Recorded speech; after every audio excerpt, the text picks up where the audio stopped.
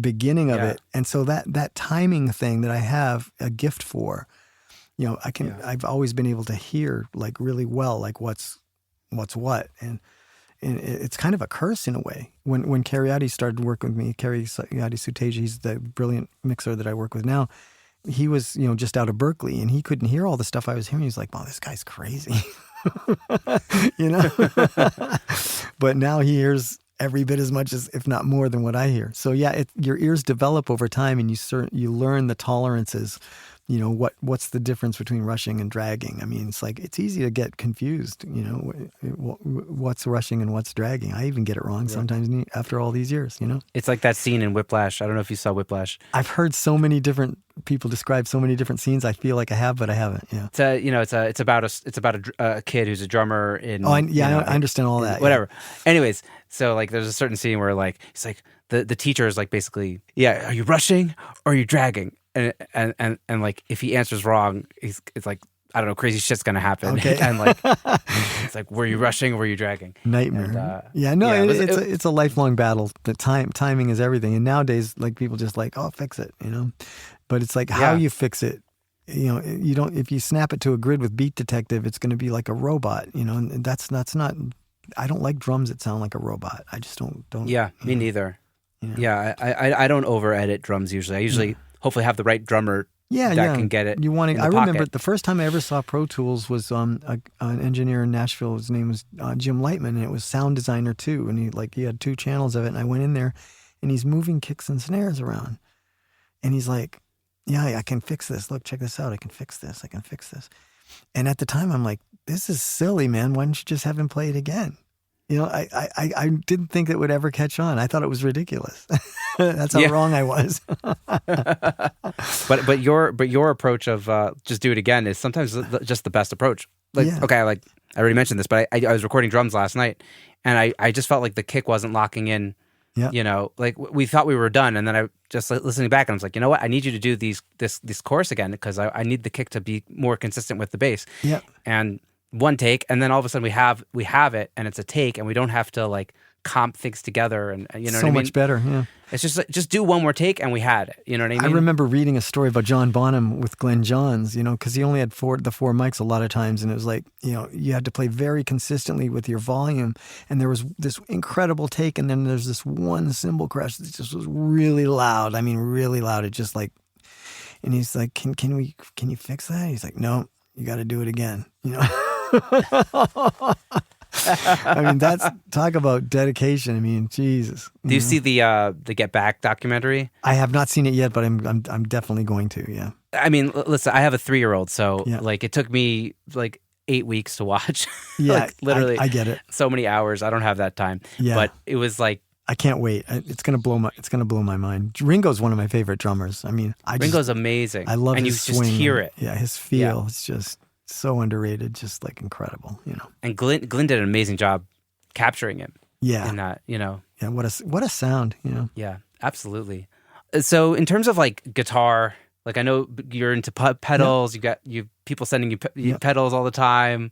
Like what are some of the things that you like to do with the guitars to make them, I don't know, sit in a production? Yeah, no, it's like, it's a million sounds you can get, but I mean, let's just start with like overdrives and fuzz, which I'm a fanatic. I love overdrives and fuzz. And I like a lot of rock music. I grew up listening to like Black Sabbath and Led Zeppelin, and I love overdrive and fuzz, and I love tube amps. So like I'm a Swart artist now, which is Michael Swart, Swart. He makes these amps. They're incredible. Joey from the Pixies turned me on to the company, and I ended up working with them. So I love their amps, and I love old Marshalls. I have a 77 blonde Marshall JMP, a matchless DC-30 from the early 90s by Mark Sandman. Not Sandman, what's his name? Samson, yeah. So yeah, I'm the cream of the crop of tube amps I love, but you put like a drive, an overdrive, and I could talk to you for like an hour just on overdrives. I really could. I'll name like 3 or 4 of my favorites. I have a early 2000s Zen Drive hand signed by Alf inside, ALF. And if you know anything about those, they replicate a Dumble amp. It's the sound of a $60,000 amp. Oh, wow. Basically. Cool. It's it's a crazy sounding thing. And I had Pete Cornish, who built pedals for Gilmour, Paul McCartney, people like that. Around the mid '90s, he built me my own custom Anthony J. Resta fuzz, which is like insane. Nobody knows what's inside. If you break the seal, like he'll never talk to you again, and who knows what happens. Probably get stuff mailed to you by lawyers or something. I can go into all these things. I mean, there's Jack White's triple graph thing that he came up with maybe a year and a half, 2 years ago. It's insanely great. It's like an octave pedal. It's got an octave below and an octave above, and it's got these switches that you can make cut in and out. Oh, it's cool. Literally, it's totally. I love stereo amp setups. So like I'll use 2 amps and run one signal path to one and another signal path to another, and then record them that way. And you can get really lost in that. I love old tape echoes. I've got an old Echoplex, and I've got a Roland chorus echo. It's the one. What is it? The number? It's the big giant thing with orange. It's 555, I think it is. But you two used it a lot. It's just, I love the sound of it. Yeah, endless signal paths. And I like to create like really interesting evolving textures. So especially on top. Once you get the meat and potatoes down, then the condiments are these evolving textures that can be. They might only happen for 2 bars in a song going into the bridge or whatever. It's like that's back to that quilt making process, and there's so many cool pedal makers out there now. I mean, I hate to leave anybody out. I mean, there's guys like Pladask, Drolo.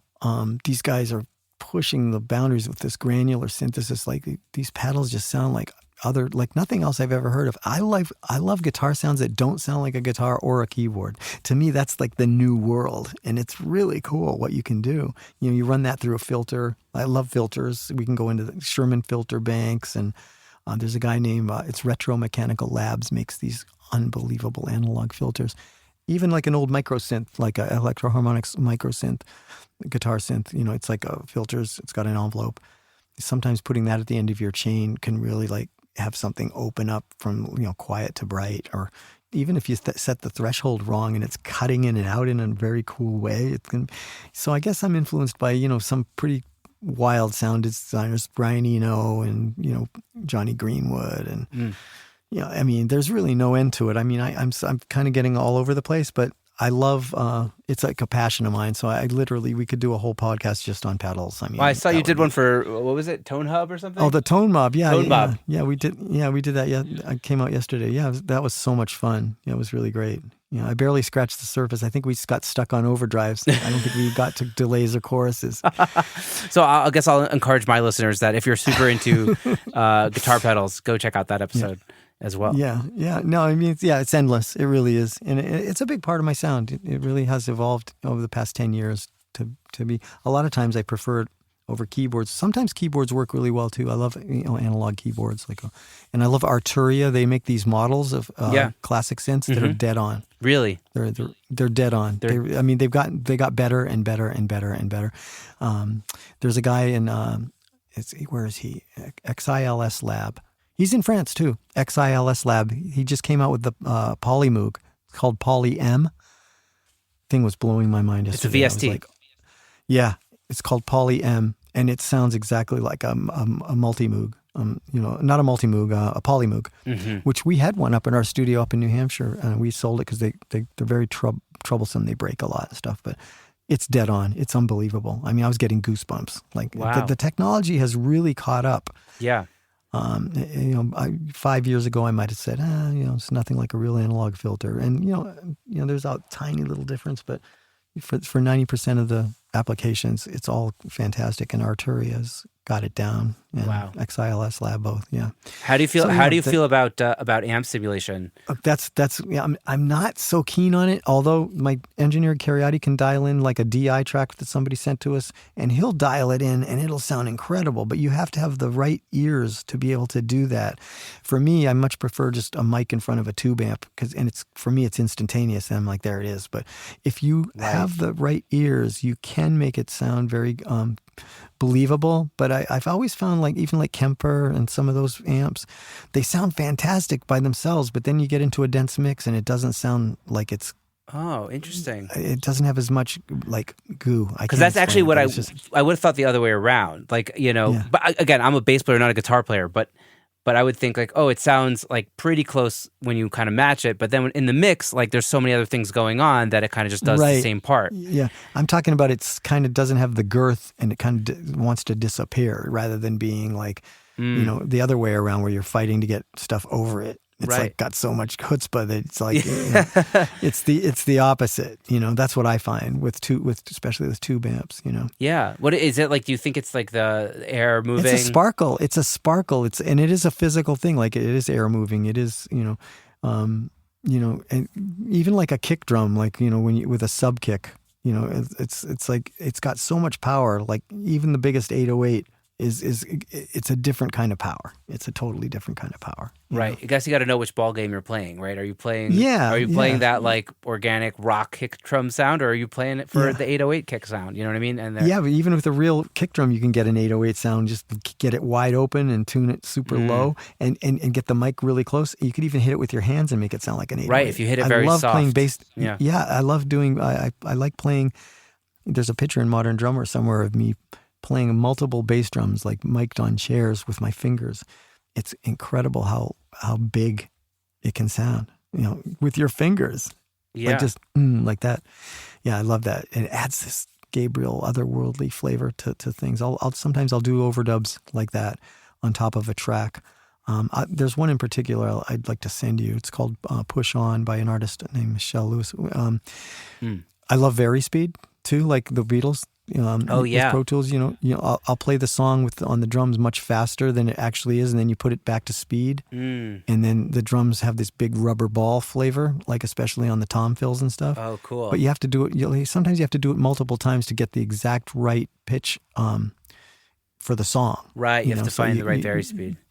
Yeah. But once you get it, it's like, oh my God, it's so gooey and thick, and it's like you could never get your drums to sound like that. I need to experiment with that more. I saw, do you know Jacob Collier? You know who he is? Yes. Oh yeah, I'm a huge fan. Yeah, yeah. So he turned me onto it because he was doing it in like one of his. He does like these videos where he kind of like will demonstrate what he's doing in his Logic session.